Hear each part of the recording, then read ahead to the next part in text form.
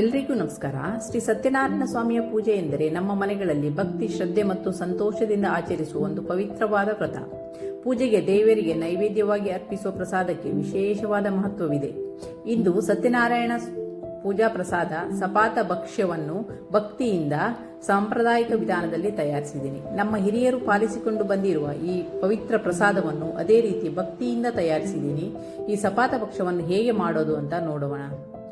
ಈ ವಿಡಿಯೋ ಇಷ್ಟವಾದಲ್ಲಿ ಪ್ಲೀಸ್ ಒಂದು ಲೈಕ್ ಮಾಡಿ, ಶೇರ್ ಮಾಡಿ ಹಾಗೂ ಸಬ್ಸ್ಕ್ರೈಬ್ ಮಾಡಿ. ಹಾಗೆ ವಿಡಿಯೋವನ್ನು ಫುಲ್ ಆಗಿ ನೋಡಿ. ಎಲ್ರಿಗೂ ನಮಸ್ಕಾರ. ಪುಷ್ಪಾ ಶೆಟ್ಟಿಸ್ ಕುಕಿಂಗ್ ಡೈರಿಗೆ ಸ್ವಾಗತ. ನಾನಿವತ್ತು ಸತ್ಯನಾರಾಯಣ ಪ್ರಸಾದ ಮಾಡ್ತಾ ಇದ್ದೀನಿ. ಇದು ಒಬ್ರು ರಿಕ್ವೆಸ್ಟ್ ಮಾಡ್ಕೊಂಡಿದ್ರು, ಹಾಗಾಗಿ ಈ ರೆಸಿಪಿನ ಇವತ್ತು ಮಾಡ್ತಾ ಇದ್ದೀನಿ. ನಾನಿಲ್ಲಿ 1/4 ಪಾವ್ ರವೆಯನ್ನ ತಗೊಂಡಿದ್ದೀನಿ. ನಾನಿಲ್ಲಿ ಬಾಂಬೆ ರವೆಯನ್ನ ತಗೊಂಡಿದ್ದೀನಿ. ಹಾಗೂ 1/4 ಪಾವ್ ಸಕ್ಕರೆಯನ್ನ ತಗೊಂಡಿದ್ದೀನಿ, ಅಥವಾ 1/4 ಕಪ್ ಸಕ್ಕರೆಯನ್ನು ತಗೊಂಡು. ಈ ಕಪ್ಪು 1 ಪಾವ್ ಹಿಡಿಸುತ್ತೆ, ಹಾಗಾಗಿ ನಾನು ಕಪ್ನಲ್ಲಿ ಅಳೆದು ತೋರಿಸ್ತಾ ಇದ್ದೀನಿ. ಎಲ್ಲನ್ನು ಪಾವು ಲೆಕ್ಕದಲ್ಲಿ ತೆಗೆದುಕೊಳ್ಳುವಂತದ್ದು. ಇಲ್ಲಿ ನಾನು 1/4 ಪಾವ್ ಆಗುವಷ್ಟು ಸಕ್ಕರೆಯನ್ನ ತಗೊಂಡಿದ್ದೀನಿ.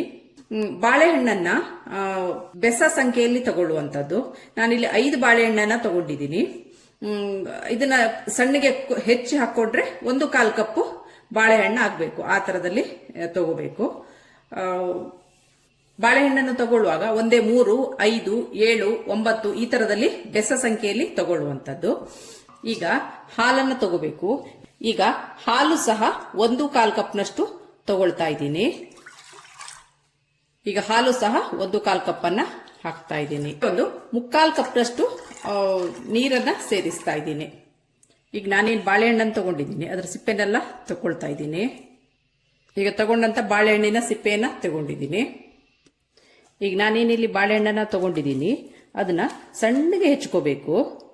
ಎಷ್ಟು ಸಣ್ಣಗಾಗತ್ತೆ ಅಷ್ಟು ಸಣ್ಣಗೆ ಹೆಚ್ಕೋಬೇಕು.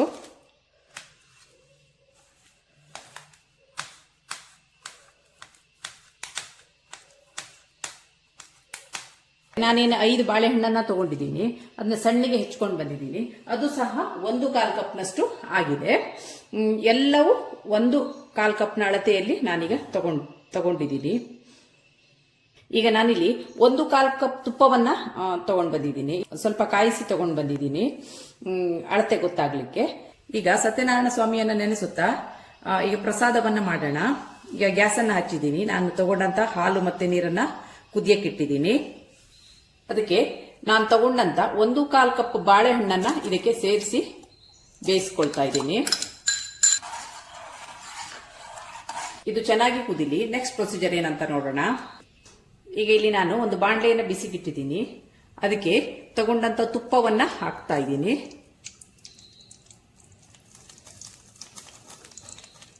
ಇದು ಸ್ವಲ್ಪ ಬಿಸಿ ಆಗಲಿ. ಈಗ ತುಪ್ಪ ಬಿಸಿಯಾಗಿದೆ. ಈಗ ತಗೊಂಡಂತ 1/4 ಕಪ್ ರವೆಯನ್ನ ಇದಕ್ಕೆ ಹಾಕಿ ಹುರ್ಕೊಳ್ತಾ ಇದ್ದೀನಿ. ಇದನ್ನ ಮೀಡಿಯಂ ಫ್ಲೇಮ್ ಅಲ್ಲಿ ಚೆನ್ನಾಗಿ ಹುರ್ಕೊಳ್ಳೋಣ. ಇದಕ್ಕೆ ನಾನಿಲ್ಲಿ 1 ಕಪ್ ತುಪ್ಪ ಹಾಕಿ ಉರಿತಾ ಇದ್ದೀನಿ ರವೆಯನ್ನ. ಫ್ಲೇಮು ಲೋ ಅಲ್ಲಿರ್ಲಿ. ಲೋ ಅಲ್ಲಿ ಇಟ್ಕೊಂಡು ಚೆನ್ನಾಗಿ ಹುರ್ಕೊಳ್ಳಿ. ತುಪ್ಪ ಮತ್ತೆ ರವೆ ಘಮ ಬರೋ ತನಕ ಇದನ್ನ ಹುರ್ಕೋಬೇಕು. ಈ ಪ್ರಸಾದ ಮಾಡುವ ಕ್ರಮವೇ ಹಾಗೆ. 1/4 ಪಾವು ಇಲ್ಲ 1/4 kg ಇಲ್ಲ 1/4 ಸೇರು, ಅದಕ್ಕೆ ಅದರದ್ದೇ ಆದ ಅಳತೆ ಇದೆ.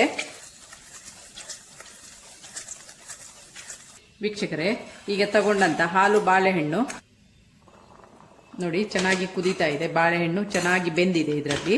ವೀಕ್ಷಕರೇ, ರವೆ ಸಹ ಹುರಿದು ತುಪ್ಪ ಮತ್ತು ರವೆ ಘಮ ಬರ್ತಾ ಇದೆ.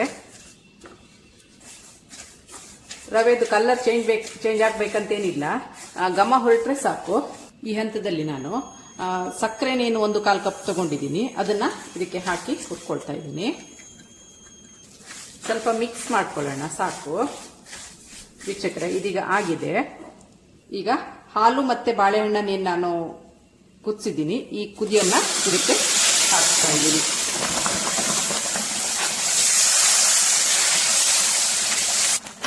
ಈಗ ಇದನ್ನ ಒಮ್ಮೆ ಮುಚ್ಚಿಡೋಣ.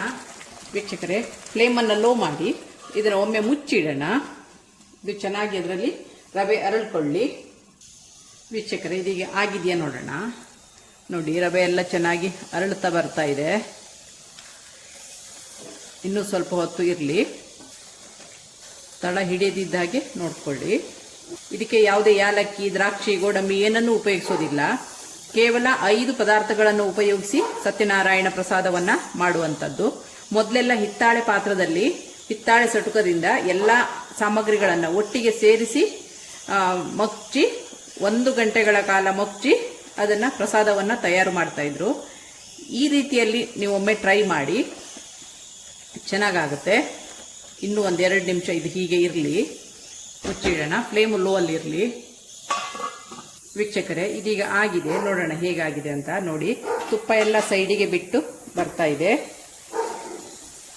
ಈಗ ಇದಕ್ಕೆ ಮಿಕ್ಕಿದಂತ ತುಪ್ಪವನ್ನ ಹಾಕ್ತಾ ಇದ್ದೀನಿ. ನಾನು ಆಲ್ರೆಡಿ 1 ಕಪ್ ತುಪ್ಪವನ್ನ ರವೆಯನ್ನು ಹುರಿಲಿಕ್ಕೆ ಹಾಕಿದ್ದೀನಿ. ಈಗ 1/4 ಕಪ್ ತುಪ್ಪವನ್ನ ಇದಕ್ಕೆ ಸೇರಿಸ್ತಾ ಇದ್ದೀನಿ. ತುಪ್ಪವನ್ನ ಸೇರಿಸಿ ಸ್ವಲ್ಪ ಮುಚ್ಚಿಡೋಣ. ಇದು ನಿಮಗೆ ತುಪ್ಪ ಜಾಸ್ತಿ ಆಗುತ್ತೆ ಅನ್ಸುತ್ತೆ, ಈ ಅಳತೆಯಲ್ಲಿ ಮಾಡಿದ್ರೇನೆ ಅದು ಚೆನ್ನಾಗಿ ಬರೋದು. ಇದಕ್ಕೆ ಯಾವುದೇ ಯಾಲಕ್ಕಿ, ದ್ರಾಕ್ಷಿ, ಗೋಡಂಬಿ ಏನನ್ನೂ ಉಪಯೋಗಿಸುವುದಿಲ್ಲ. ಬರೀ ಬಾಳೆಹಣ್ಣು, ಹಾಲು, ಸಕ್ಕರೆ, ತುಪ್ಪ, ರವೆ 5 ಪದಾರ್ಥಗಳನ್ನು ಉಪಯೋಗಿಸಿ ಇದನ್ನ ಮಾಡುವಂಥದ್ದು. ಇಂಥ ವಿಶೇಷವಾದ ಪ್ರಸಾದವನ್ನ ಮಾಡಿದಾಗ ಮೊದಲು ದೇವರಿಗೆ ಪ್ರಸಾದ ಇಟ್ಟು ನಂತರ ಸೇವಿಸಿ. ಇದನ್ನ ಸತ್ಯನಾರಾಯಣ ಪೂಜೆ ದಿವಸ ಮಾಡುವಂಥದ್ದು ಕ್ರಮ. ನೋಡಿ, ರುಚಿ ಶುಚಿಯಾದ ಸತ್ಯನಾರಾಯಣ ಪ್ರಸಾದ ತುಂಬಾ ಶ್ರದ್ಧಾಭಕ್ತಿಯಿಂದ ಮಾಡಿದ್ದೀನಿ. ಇದಾಗಿರುತ್ತೆ ಇವತ್ತಿನ ನನ್ನ dairy recipe. Thanks for watching. ತುಪ್ಪ ಎಲ್ಲ ಸೈಡಿಗೆ ಬಿಟ್ಟು ಎಷ್ಟು ಚೆನ್ನಾಗಿ ಬಂದಿದೆ ನೋಡಿ. ಇದೀಗ ಆಗಿದೆ. ಇದನ್ನ ದೇವರಿಗೆ ಸಮರ್ಪಿಸೋಣ.